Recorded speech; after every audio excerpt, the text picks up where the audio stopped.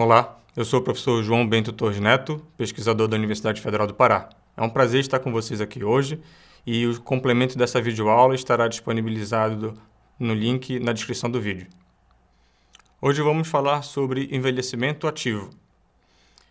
Os temas que nós vamos abordar na aula envolvem o conceito e fundamentos do envelhecimento ativo, autonomia, independência, qualidade de vida, expectativa de vida saudável, habilidades funcionais e capacidades intrínsecas, atividade física, exercício físico, aptidão física, composição corporal e comportamento sedentário. Na matriz educacional da aula, teremos como objetivo 1. Conhecimentos relacionados aos tipos de atividade e exercício físico, componentes da aptidão física, motora e composição corporal. As habilidades de orientar diferentes perfis de pessoas para a prática regular e segura de atividade física, e as atitudes para atuar na promoção do envelhecimento ativo e saudável através de estratégias de educação visando engajamento e permanência em programas de atividade física. É importante a gente estabelecer a definição de alguns conceitos importantes.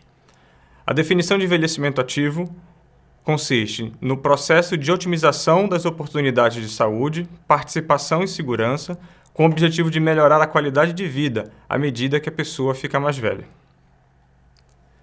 A autonomia é a habilidade de controlar, lidar e tomar decisões pessoais sobre como se deve viver diariamente, de acordo com suas próprias regras e preferências. Enquanto que a independência é, em geral, entendida como a habilidade de executar funções relacionadas à vida diária, isso é, a capacidade de viver independentemente na comunidade, com alguma ou nenhuma ajuda de outros. Qualidade de vida é a percepção que o indivíduo tem de sua posição na vida dentro do contexto de sua cultura, em relação aos seus objetivos, expectativas, padrões e preocupações. É um conceito muito amplo, que incorpora de uma maneira complexa a saúde de uma pessoa, seja ela física, psicológica e seu nível de dependência, suas relações sociais, crenças e relações com características proeminentes do ambiente. À medida que o indivíduo envelhece, a sua qualidade de vida é fortemente determinada por sua habilidade de manter autonomia e independência. E a expectativa de vida saudável é uma expressão geralmente usada como sinônimo de expectativa de vida sem incapacidades físicas. Enquanto a expectativa de vida ao nascer permanece uma medida importante do envelhecimento da população, o tempo de vida que as pessoas podem esperar viver sem precisar de cuidados especiais é extremamente importante para uma população em processo de envelhecimento. Diante, portanto, dos grandes desafios impostos pelas mudanças demográficas ao redor do planeta, a Organização Mundial da Saúde criou documentos baseados nas melhores evidências científicas disponíveis e na opinião dos maiores experts do planeta sobre o envelhecimento saudável. E esse documento é intitulado A Década do Envelhecimento Saudável, que compreende o período entre estratégias de 2020 a 2030. O envelhecimento saudável é o processo de desenvolvimento e manutenção da habilidade funcional que permite o bem-estar da pessoa idosa. Alguns construtos são fundamentais nessa nova perspectiva de saúde da pessoa idosa. Ela compreende 3 grandes eixos: a habilidade funcional, a capacidade intrínseca e os ambientes. Nós vamos falar sobre cada uma delas. A habilidade funcional combina a capacidade intrínseca do indivíduo, o ambiente em que a pessoa vive e como as pessoas interagem com o seu ambiente. Primeiramente, temos a habilidade de atender às necessidades básicas para garantir um padrão de vida, como ser capaz de pagar uma conta, alimentação, habitação adequada, cuidado de saúde e serviços de cuidados de longa duração, por exemplo, medicamentos. A habilidade de deslocar-se para completar tarefas diárias e participando das atividades. A habilidade de construir e manter relacionamentos com filhos, família, parceiros íntimos, vizinhos e outros. E a habilidade de aprender, crescer e tomar decisões. Fortalecer sua autonomia, dignidade, integridade, liberdade e independência. E, por fim, a habilidade de contribuir para a sociedade. Por exemplo, ajudando amigos, orientando os mais jovens, cuidando da família, se voluntariando, desenvolvendo atividades culturais e de trabalho. O segundo construto desse modelo são os ambientes. São nos ambientes onde as pessoas vivem e conduzem suas vidas. Os ambientes moldam o que uma pessoa idosa, com um determinado nível de capacidade intrínseca, pode ser e fazer. Os ambientes incluem a casa, a comunidade e sociedade mais ampla, e todos os fatores dentro dela. Por exemplo, produtos, equipamentos e tecnologias que facilitam o movimento, a visão, a memória e o funcionamento cotidiano do idoso. O ambiente natural ou construído, apoio emocional, assistência e relacionamentos proporcionados por outras pessoas e animais. Atitudes, já que influenciam o comportamento tanto negativo quanto positivamente. E mais amplamente, serviços, sistemas e políticas que podem ou podem não contribuir para a melhoria do funcionamento do idoso. Uma vez que falamos, portanto, do que são habilidades funcionais e do ambiente onde essas habilidades funcionais são desenvolvidas, falaremos agora da capacidade intrínseca, que é a base na qual os sujeitos podem explorar melhor os ambientes onde vivem e desenvolver suas habilidades. As capacidades intrínsecas são cognição, capacidade motora, que é o próprio movimento físico, capacidade sensorial, como visão e audição, vitalidade, relacionadas a equilíbrio e a energia do indivíduo, e a capacidade psicológica. A Organização Mundial da Saúde, assim como sociedades científicas especializadas, fornecem instrumentos para que se possa quantificar e mensurar essas capacidades intrínsecas. Aqui eu destaco a vitalidade, uma capacidade intrínseca que pode ser mensurada por um instrumento que mede a força de preensão manual. Essa capacidade intrínseca reduz à medida que nós envelhecemos. E nesse gráfico vocês podem ver que tanto em homens quanto em mulheres existe uma acentuada redução dessa capacidade a partir dos 70, 80 anos de idade. Em paralelo a isso, é possível também encontrar uma associação entre a circunferência da cintura e a capacidade cognitiva das pessoas.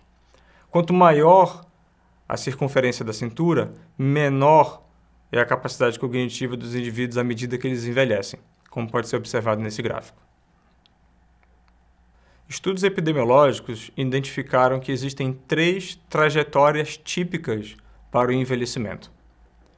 As 3 trajetórias seriam a primeira, que é uma trajetória alta e estável nas suas capacidades intrínsecas e habilidades funcionais.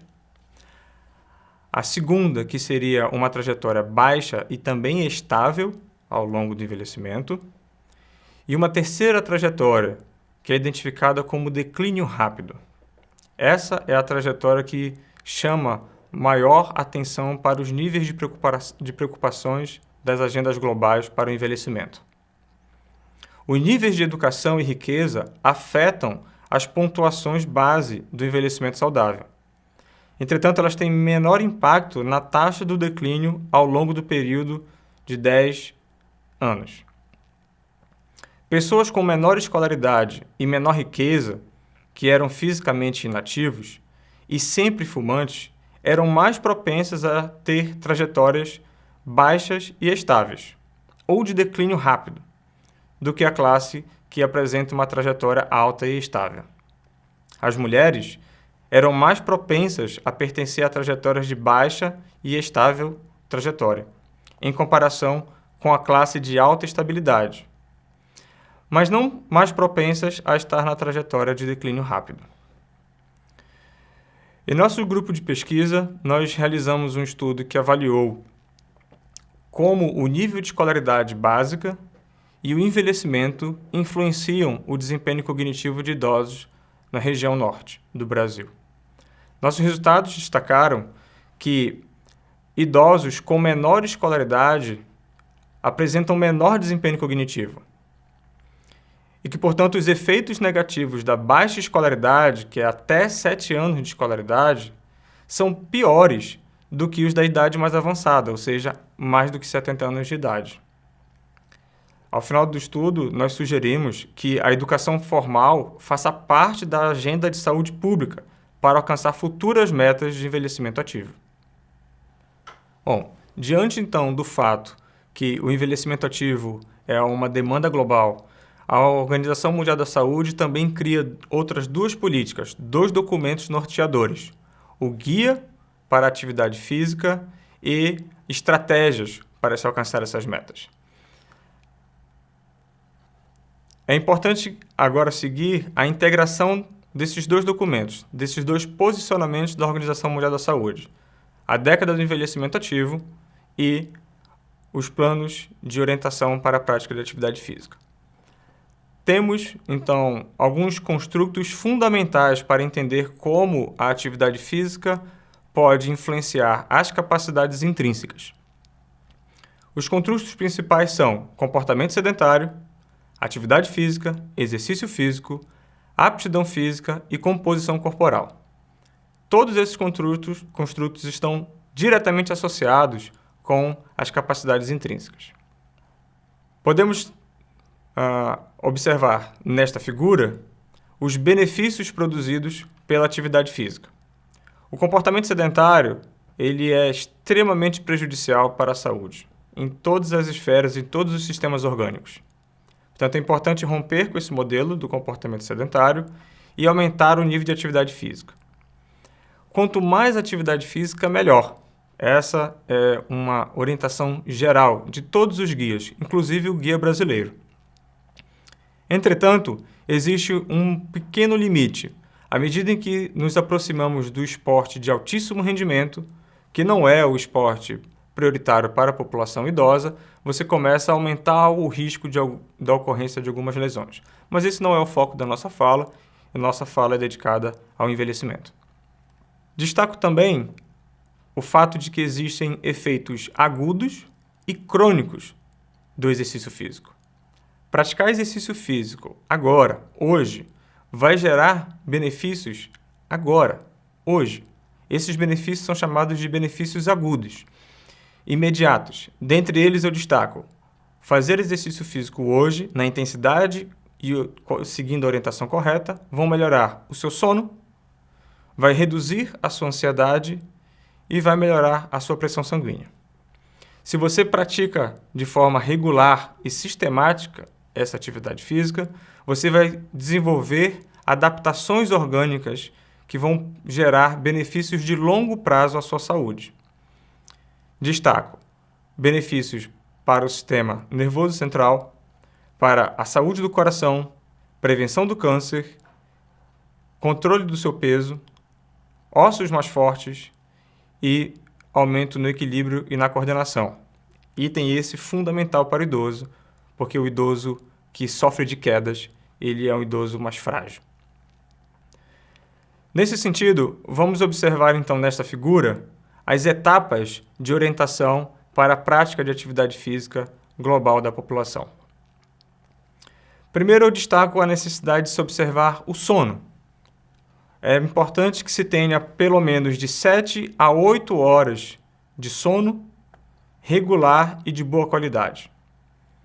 E é importante, para se alcançar essa estratégia, ter horários fixos para dormir e acordar. É fundamental que se limite o tempo sedentário. Você deve gastar não mais do que 3 horas de tela por dia, lazer assistindo televisão ou celular. Não mais do que 3 horas por dia. E você deve, sempre que possível, implementar pausas ativas a essa atividade. Então, levante-se, vá ao banheiro, beba uma água, tente parcelar o seu tempo de comportamento sedentário. No nosso grupo de pesquisa, nós investigamos alguns aspectos dessas relações. Identificamos, por exemplo, que idosos que vivem em instituições de longa permanência, quando comparados a idosos que vivem em sociedade de forma autônoma, esses idosos das instituições de longa permanência apresentam um maior declínio cognitivo em relação ao outro grupo. Mas também observamos que são esses idosos que são muito mais sensíveis e apresentam respostas positivas a um programa de intervenção multissensorial e motora, que produz uma ampla estimulação de sentidos e de movimentos de baixa intensidade nesses idosos que foram classificados como frágeis. A resposta deles é muito boa, é rápida em relação aos dos idosos que vivem em sociedade. Provavelmente isso ocorre em função de um maior declínio já instalado e de uma recuperação mais rápida aos níveis que antes eram normais. Agora é importante destacar que nós também acompanhamos esses idosos ao longo de 1 ano após o término dessa intervenção.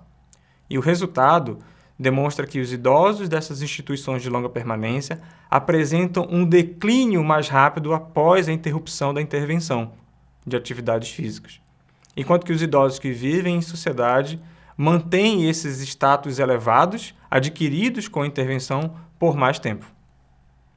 Bom, portanto é necessário então orientarmos quanto de atividade física é necessário, qual é a recomendação em quanto à modalidade, tipo e tempo de exercício físico.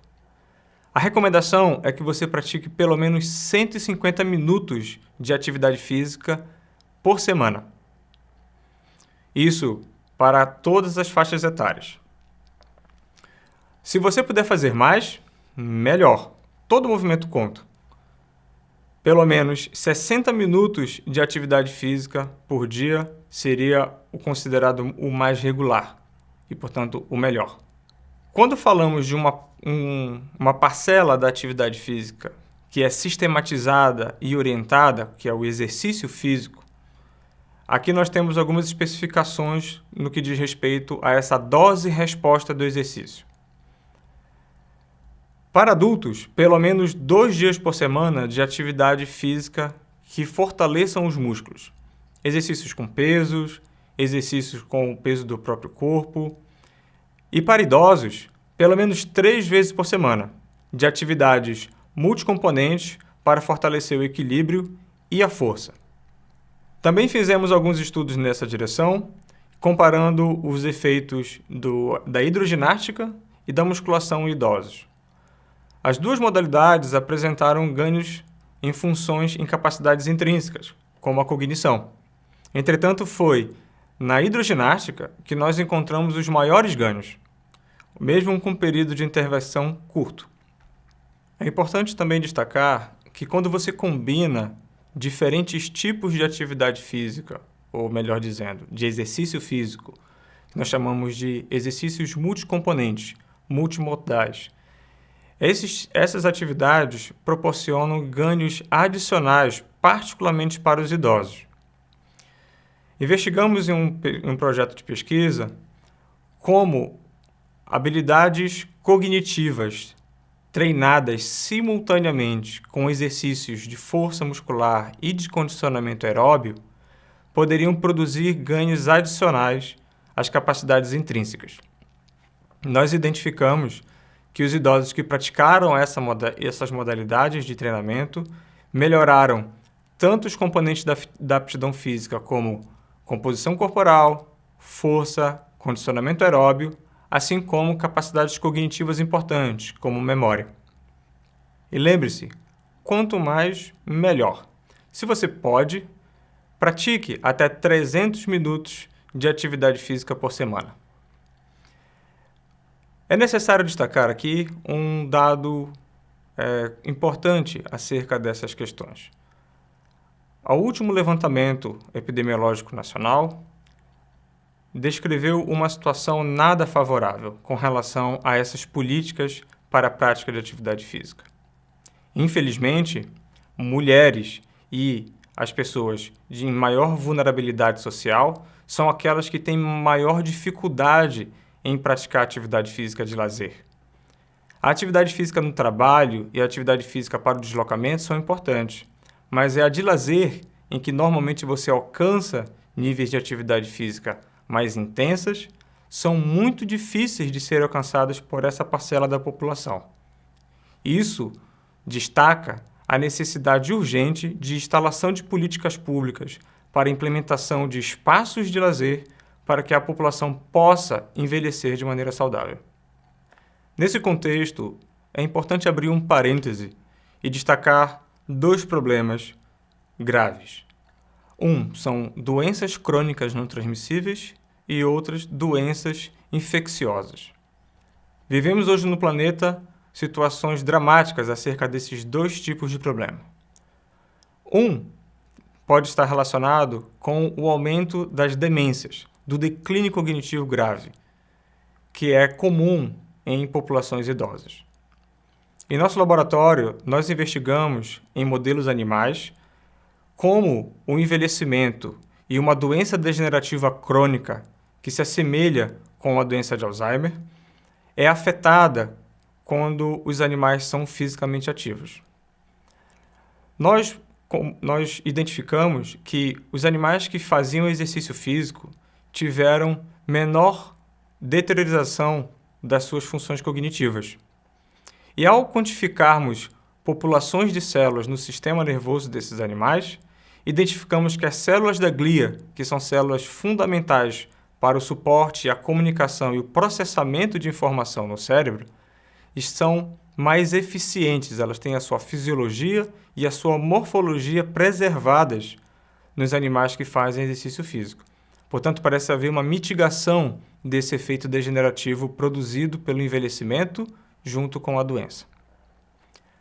A outra esfera, que pode ser aqui entendida como um dos modelos para nos ajudar a interpretar os desafios impostos pela pandemia da Covid-19, é o que nós instalamos no nosso laboratório como modelo de infecção por arbovírus. Esses arbovírus infectam o sistema nervoso central, assim como o coronavírus. Nos nossos animais infectados, observamos que aqueles que também faziam exercício físico apresentaram menor resposta inflamatória à infecção. Essa redução de resposta inflamatória foi garantida pelo exercício físico, preservando, de novo, a fisiologia e a morfologia dessas células gliais que participam no combate à infecção viral. Como resultado, esses animais apresentaram redução do declínio cognitivo e de outras alterações comportamentais associadas à doença. Para atingir essas metas, a Organização Mundial da Saúde destacou 4 estratégias principais. A primeira, criar sociedades ativas, normas sociais e atitudes, que pretende criar uma mudança de modelo em toda a sociedade, aumentando o conhecimento, a compreensão e a valorização dos múltiplos benefícios da atividade física regular, de acordo com a capacidade e em todas as cidades. Segunda, criar sistemas ativos, governança e facilitadores da ação política. Para isso, você tem que criar e manter ambientes que promovam o direito de todas as pessoas, de todas as idades, permitindo acesso equitativo a lugares e espaços seguros nas suas cidades, comunidades, para praticar atividade física regular e de acordo com as suas capacidades. Terceiro, criar pessoas ativas, programas e oportunidades que possam promover o acesso, a oportunidade e programas em diversos contextos para apoiar pessoas de todas as idades e capacidades a se envolverem em atividade física regular, seja individualmente, em família e na comunidade.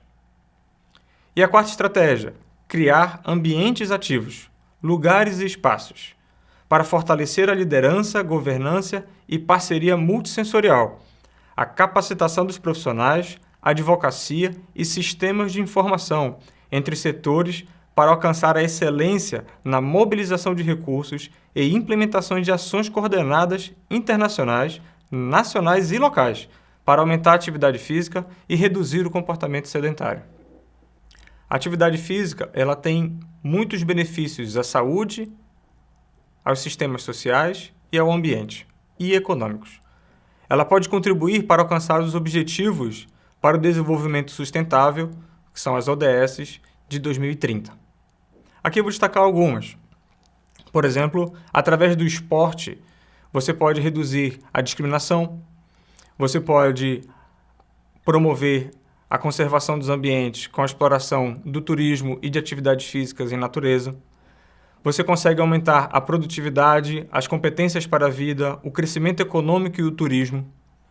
Você pode reduzir as desigualdades, melhorar a qualidade do transporte, consumo de combustíveis fósseis, desempenho acadêmico e aumentar o poder das mulheres e adolescentes.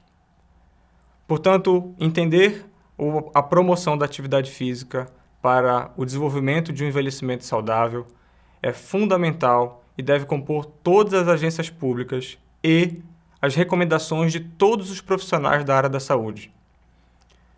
Orientar pessoas para a prática regular de atividade física é uma condição hoje necessária para a promoção da saúde global. Obrigado por chegar até aqui. Voltem sempre que quiserem revisar e não se esqueçam de estudar todo o material de apoio. Até breve!